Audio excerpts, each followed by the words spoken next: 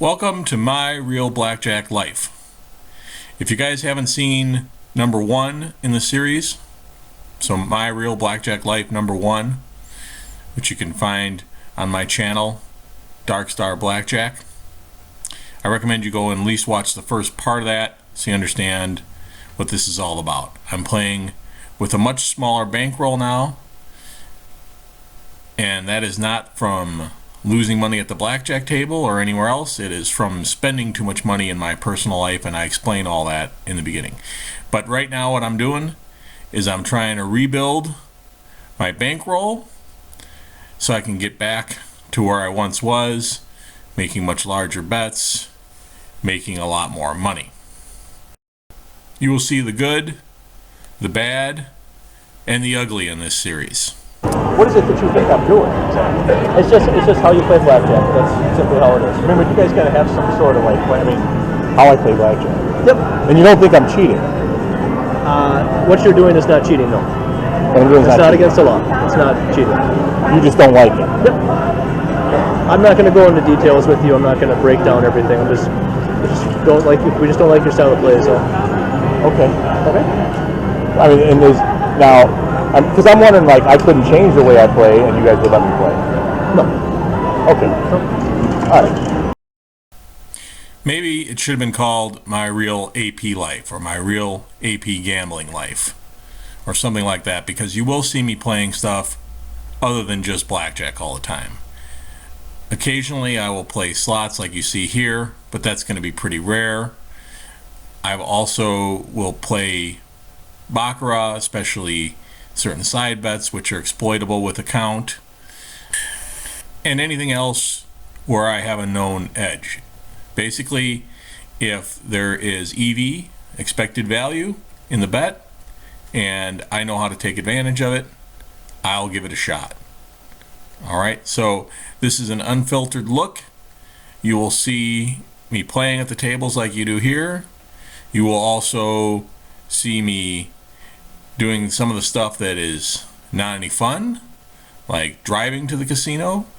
And I don't use any cover anymore, so I don't have the luxury, because I don't have the bankroll, to be able to afford what's called cover. Because cover is making an improper bet on purpose, or just trying to blend in and look like a typical gambler.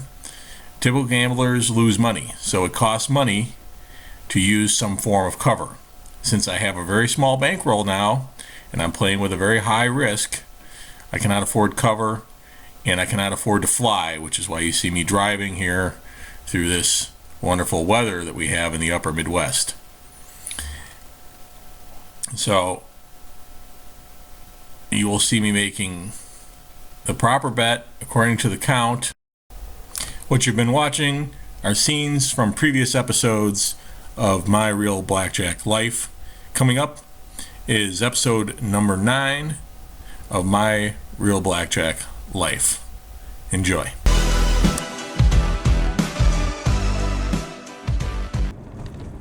So today the plan is to head back to a casino that I have not been barred from or backed off in any way, but I do think it's coming. I think it's coming soon. So if that happens, then I do have a backup plan.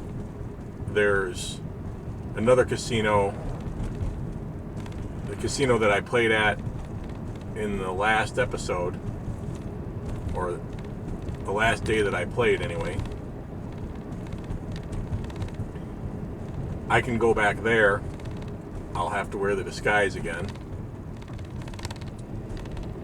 And there's also another place that's an hour in the other direction. So there's 2 options that are about an hour away from the place that I'm going if I should get backed off, which I think might happen. Yeah. It's a push if you have it, yeah. Just push that back. Right. Yeah. There we go. You're the only person. That buys it? Yeah. I know. So I'm rusty when it happens. Well, you're not supposed to ever take insurance unless a dealer told me one time, never take insurance unless the dealer has blackjack. That would be the only time you'd want to take it. Right. So, I guess I took it at the right time then. Yeah.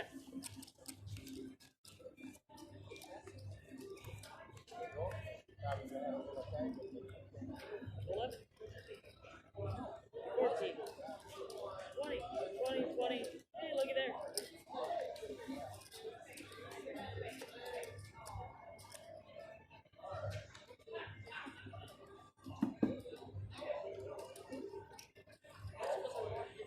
wrong.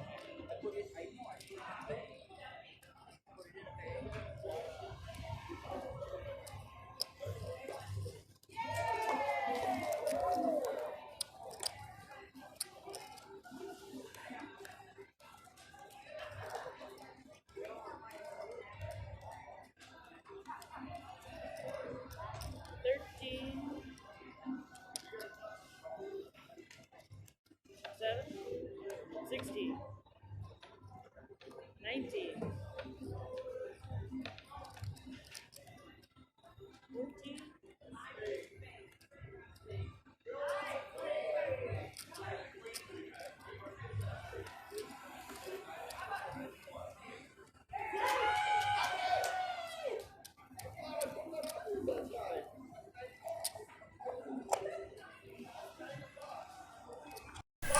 So usually when I first get to the casino, I'll try to wong in, which means back counting or watching the cards until it gets to a positive count and then sitting down and playing.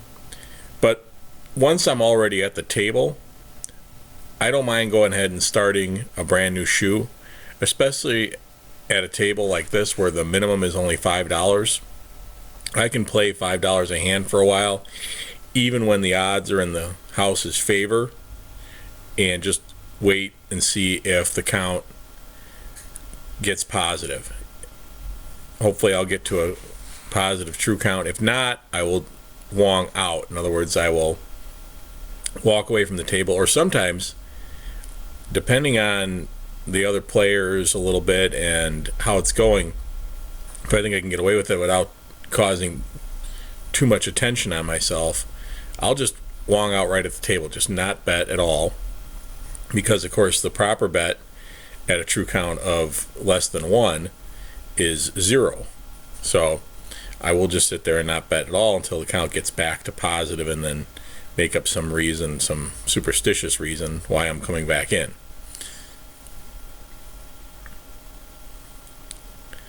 So that's what you're seeing here. I'm just making the minimum $5 bet, and then when the count gets to a true 1, I'll bet $10 and keep increasing up to, at this time, I think my maximum bet is either 2 hands of 50 or 2 hands of 75, or 1 hand of 75 or 1 hand of 100, depending on if I have an open spot next to me or not. Like right now I have an open spot next to me, so I can spread to 2 hands if I get the opportunity. So that's a very conservative bet spread. It doesn't put my hourly win rate that high, but as you know, if you've been watching this series, I'm in a rebuilding stage right now, trying to build the bankroll back up again. I have a very small bankroll, less than $10,000, which is very small. So, and this is a dealer change that you're looking at here, not at the end of a shoe, by the way. I know you can only see part of the picture here. We're about, if you can see in the upper left corner there, you can see the discards. And so we are about halfway through the shoe, I would say.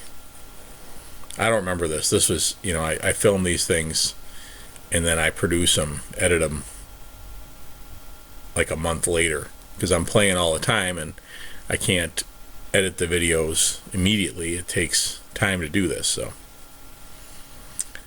So this is a good time to remind you, if you guys like these videos, please subscribe and make sure you click the bell, which turns on the notifications so you can hear about new videos. Please go ahead and hit the like button. All that helps me out tremendously. And I no longer believe in cover of any kind. Okay, so none of this, oh, if you push, just leave it out there because it looks too obvious. Just there's all kinds of things that I used to believe in. Player 16 against the 10 exactly the same way all the time.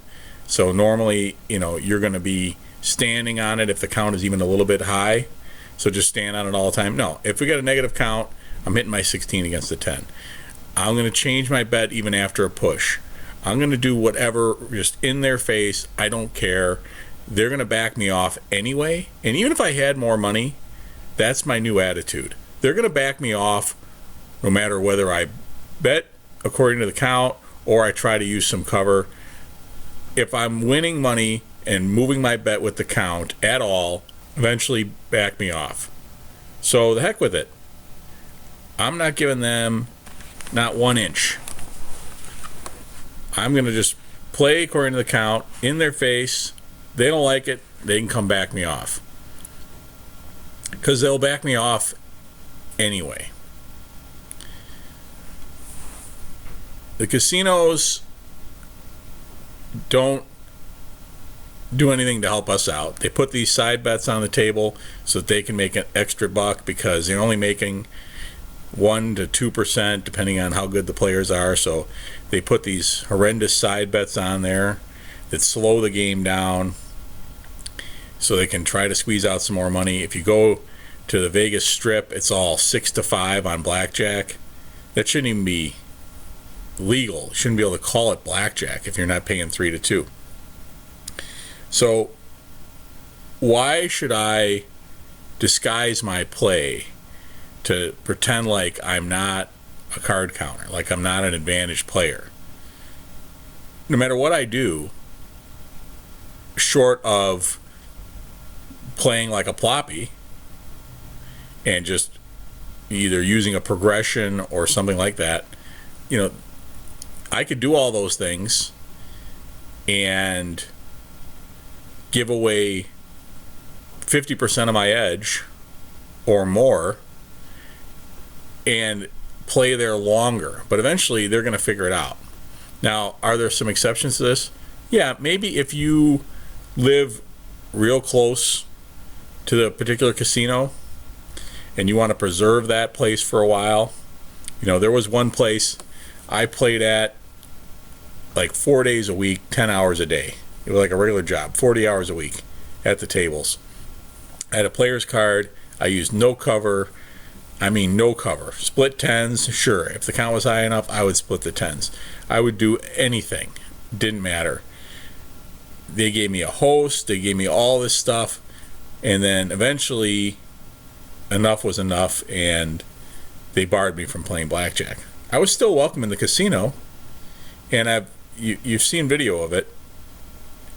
I figured out a way to beat their easy bot game, which is beatable with the count 2 on the side bets. You can bet the dragon and the panda at certain times when you get the right counts. A different count system than blackjack. You can't use high-low. It's completely different, and I'm not going to go into a lot of detail here. There's plenty of information on the internet about it. If you guys are curious, you can look that up. But anyway, my point is, maybe I should have used a little more cover there, but I think I would have gotten backed off eventually from there too. Maybe I shouldn't have played there every day like that, but it was just convenient. It was close to home. It was like going to the office every day. It was great. And it lasted like that for well over a year. I made well over $40,000 just from that one casino before they eventually cried uncle and said I could no longer play blackjack. All right, watch this. You guys got to see this here. You're going to like this. Kind of interesting. But he would have had it. What'd you get him?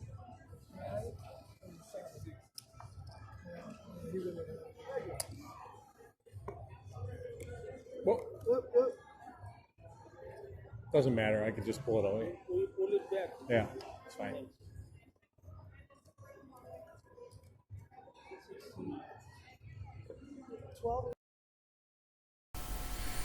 All right, so see, dealer errors are a good thing. Learn to appreciate dealer errors. In that case, the count is negative. So he skipped me. fine. I don't care. It's a good excuse to get out of the hand. Sometimes they'll skip somebody else and they offer everybody the chance to get out of the hand. That's a beautiful situation when that happens. Because then if you got a lousy hand, basically anything that doesn't look really good, if the dealer's got a 10 up, then I'm pulling out of anything other than a 20. I might stay in with a 20 against the dealer 10. Other than that, I got 19 against the dealer 10 or less, I'll just cancel the hand. It's like a full surrender.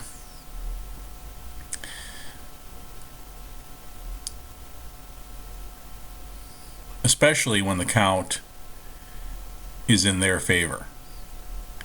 That's definitely any opportunity to get out of that hand is a good thing. Now, obviously, if I've got 18, 19, 20, and the dealer has, a 5 or a 6 up or even a 7, yeah, I'll stay in that hand.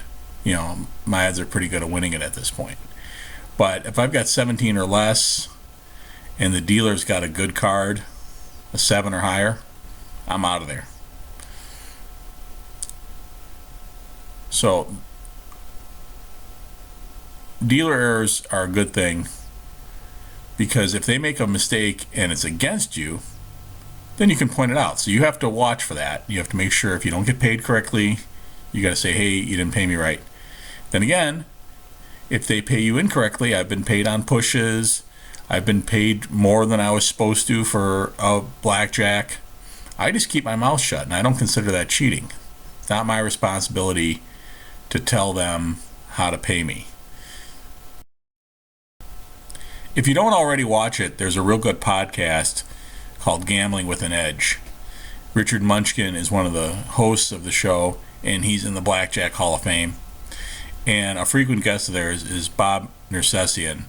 He is an attorney for gamblers. He represents gamblers in lawsuits against casinos and things like that. And he wrote a book called The Law for Gamblers, which I highly recommend. Anyway, he has said numerous times that it's not the gambler's responsibility to point out errors and to tell them how to deal the game. If they make a mistake in your favor and you keep that money, that's not cheating. So I will just keep those errors. I've been paid wrong at the cage, even cashing out. One time I was cashing out and they counted out my money, and there was an extra, I think it was about $60, $70, not a huge amount of money, but she tells me how much the amount is. She says, all right. And I go, yeah. And I waited there for a while. She said, everything all right? And I said, yep, everything's fine. But I waited a while to see if she was going to check, if she was going to catch her error. And by the way, it wasn't just her. It was a large enough amount that she asked for someone else to verify it. And her supervisor or whoever or somebody else came over and verified it. And I just sat there waiting to see if anybody was going to catch the error, because I didn't want to have surveillance come and track me down and say you got to pay it back. So I waited there for a while, and then when she said, is everything all right, I said, yeah, everything's fine, because it's totally fine if you want to pay me more money.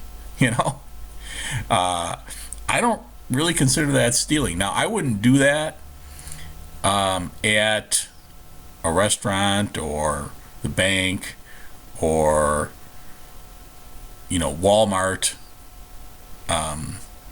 but when it comes to the casino, I don't know. I guess I have a different attitude about it. I think that they're trying to take advantage of players as much as they can. I don't see them coming down and telling people, oh, we underpaid you. I don't know that I've ever seen that. Maybe once I saw that. I think I saw that once. So it just doesn't happen. A lot of casinos consider any type of money that ends up on the floor to be the casino's money, and unless they can prove whose it was. They've gone after people for picking up slot tickets that people leave behind. You know, somebody leaves 20 cents behind, and the guy picks that up. And the casino had actually tried to go after some of those people. So I don't have any qualms about keeping money that they accidentally pay me. Now, I don't do anything to purposely make that happen. That I think is over the line. But if they just make a mistake, I don't feel it's my job to correct those mistakes. Maybe you feel differently. I'd like to see what you guys think. Go ahead and put that in the comments if you disagree.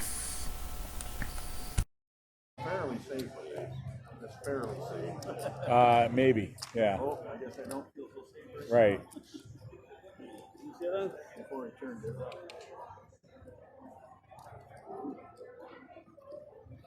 I should almost hit my 17. That's never going to beat an ace. Oh, look at that. 15. Look on you, Manning. All right. There we go.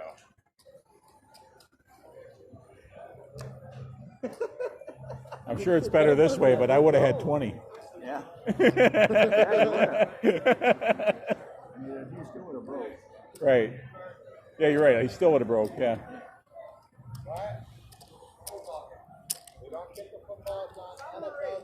Really pretty hard to hit a 17. I've done it before. I saw a guy double one time. 17? Hard 17. Bet $100 when he was normally betting 5, and then he doubled down on it and got a 4. Yeah. You don't count 4s. You don't count forward. Uh-oh. Feeling lucky? Six. Upside down. You gotta stay, right? Yeah.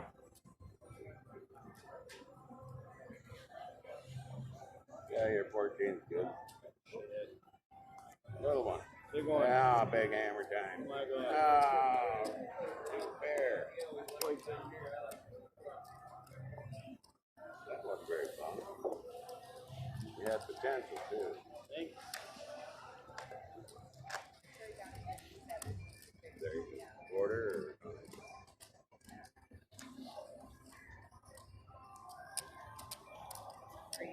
These are all paid for. Thank you.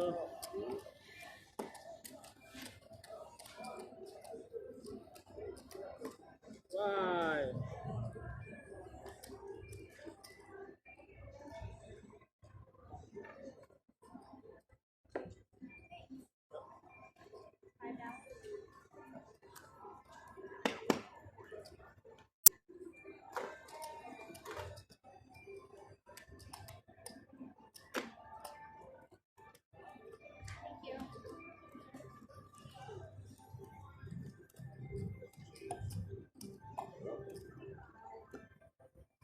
I like yours better. Both of them. 10 of clubs. 10 of clubs. Oh my gosh. One off all the time. What the hell? What? You're getting paid. Not what he wanted. I Not know. 180 bucks. Yeah. I got you. Well, He didn't want that. I wanted that. Don't give me his 6 now. Oh, you gave me a Yeah, almost as bad. 15. 18 right now. Yeah, I know. It's 8 also, and he's got 19. 15.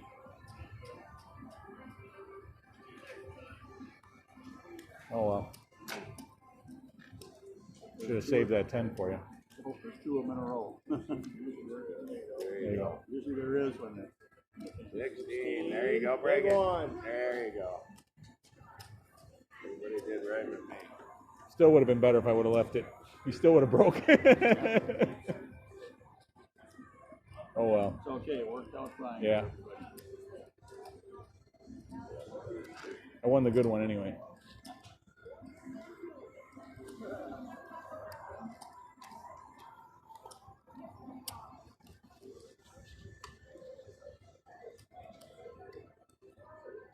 What?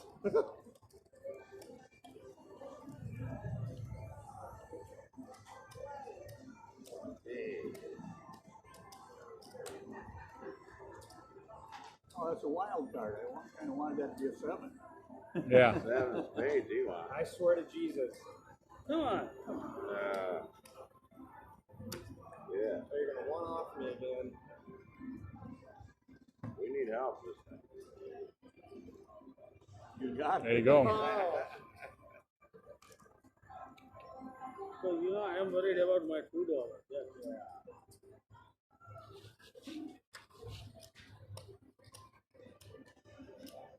Oh my God.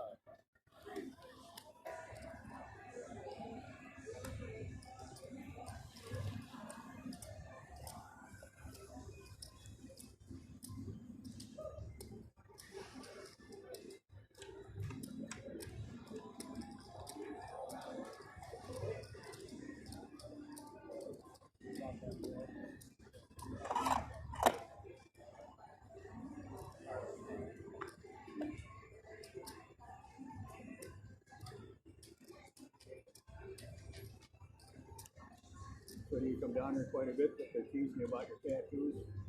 I used to come every Saturday and Sunday. Now I come like maybe 3 times a month. From Dubuque then? Dyersville. Come on! One off again.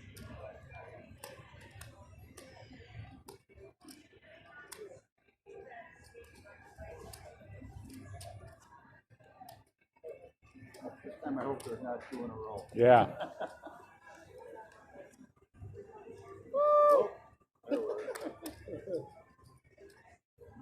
Oh, I don't know. You got 17.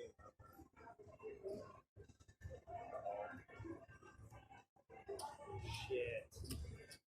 Well, you knew he had 17, so why'd you stand?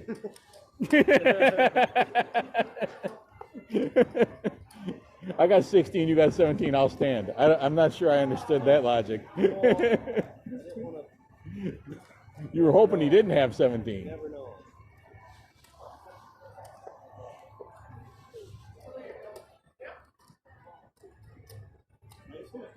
Thank you. I don't need that. Yeah, I hope you don't get one of those. You're doubling the hard 12, huh? All right. Hard 12, James. Are you doubling it or just hit? He's doubling. Good. Let's see. Big one. Big one. All right. Good job. I do that every time. Okay. Well, you're supposed to take one, so it's not a big deal, but I was talking to the dealer one time. How come you guys win all the time? because they hit more than us. That's why. Well, that's not why that's not really why they win all the time. The real reason why they win all the time is if we both bust, they win. But I tried it a couple times. It was like a 50-50 deal. I hit one time. Yeah. You can't really play the way the dealer does. I know some people believe that, but it's not going to work. Because they make their hand last. That's the difference.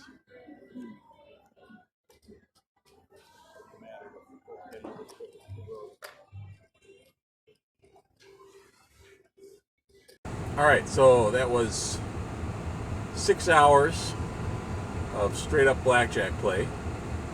No slots, no baccarat, no monkeying around, no tips, and I made exactly $505. So $505, and it was 6 hours of play. So $505 in 6 hours. That's what is that? Driving, so can't use a calculator. I'm going to say, and this is right off the top of my head, so, and I'm not going to edit this out or change this. If this is wrong, then it just proves that you just have to approximate. You don't have to be great at math to do this, because I am not great at math. I'm just okay. But I'm going to say that that's about 80-something, 84. I'm going with 84. That's kind of a guess. $84 an hour. 6 hours, $505. I'm saying $84.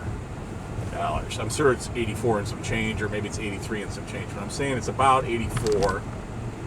But let's see, maybe I'm way off. Somebody check my math and put it in the comments. I don't even care. Go ahead and make fun of me. Card counter can't do math in his head. We'll see if it's right. I think that's pretty close, though. 80 is, yeah. Obviously, it's got to be less than 100. So 84. That's what you have to do, by the way. You have to do, to be good at card counting, you have to do math like that in your head, but you don't have to know it exactly, okay? So, you know, maybe it's 81, maybe it's 90 even. You know, it doesn't really matter that much. You just have to be close. Because, so, let's say, and I gotta make sure I don't go the wrong way like I always do when I talk. Because I might be able to drive and do math, but talk and drive, that's another thing. All right, yeah, here, this is the highway one. Okay, so you just have to be able to say, if the count is, I don't know, 14, because we did have a count of 14 earlier, and there was, I remember this, it was 14, and there was 3 decks left. Okay, so that's, the running count is 14. We played 3 out of 6 decks, so that means there's 3 decks left to be played, or 3 decks of unseen cards, technically, is what we're looking at here. Okay? So, 14 divided by 3. Well, it's less than 5, but it's pretty darn close to 5. You know 5 times 3 is 15. If you remember that from 3rd grade math or whatever it was, then you know it's almost 5. So, obviously, I'm going to play that as a true count of 5. You know, what is it, 4.8, 4.9, whatever, it doesn't matter. It's almost 5. It's close enough. And so, the other good news is, I played for 6 hours at the same table. I think I did 3 hours, and I went 8, and then I did 3 hours. Maybe it wasn't the same thing. Yeah, it was the same table. Well, I played a little bit at the other table that was right next to it. Basically the same pit for 6 hours. Really almost no cover whatsoever. Very little, if anything. And no heat. No heat. And this is the place where I thought I was going to be flyered from the other place, because it's only like 5 miles away. The pit boss did greet me as the man with no name. And I said my name is Paul. He sort of shrugged that off. I don't know if that means he doesn't believe me or he doesn't care. So, you get some extra suspicion when you don't use a player's card. You know, but there's so many casinos that you should never really be afraid of getting barred, because there's always going to be another casino. I just found out from a dealer that they're going to be opening up more casinos near here very soon. So, you know, and I've never gone to a grand opening of a casino. I've always wanted to, because I hear that casinos, you know, they have all kinds of promotions, and sometimes they make the promotions a little too good, and that can be taken advantage of. So I'll be looking forward to any grand openings that come around.